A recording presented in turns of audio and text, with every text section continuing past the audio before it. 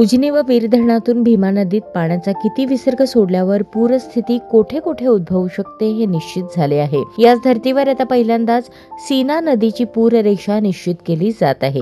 सीना कोळेगाव धरण ते कोरसेगाव बंधारा या 200 किलोमीटर अंतराची पूररेषा निश्चित होणार आहे, जेणेकरून भविष्यातील पुरामुळे शेती आणि नागरिकांचे मोठे नुकसान होणार नाही, हा त्यामागील हेतू आहे।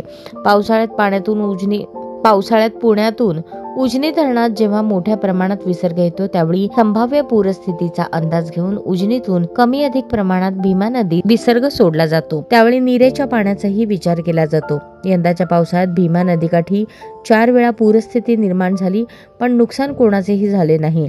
दुसरीकडे मात्र सीना नदीच्या पात्रात सर्वसाधारणपणे 60,000 क्युसेक पर्यंत पाणी मावते, मात्र त्याच्या 4 पट पाणी पात्रात आल्याने 88 गावातील नागरिकांना घर सोडून दुसरीकडे जावे लागले। भविष्यात अशी स्थिती उद्भवू नये यासाठी खबरदारी आता घेतली जात आहे। त्यासाठी GPS द्वारे सर्व्हे केला जात आहे। सीनेत किती विसर्ग सोडल्यावर कुठपर्यंत पाणी जाऊ शकते याचा अंदाज त्यातून घेतला जाणार आहे। त्यानुसार नदीकाठी ठराविक अंतरावर रेड व ब्ल्यू लाईन निश्चित केली जाणार आहे।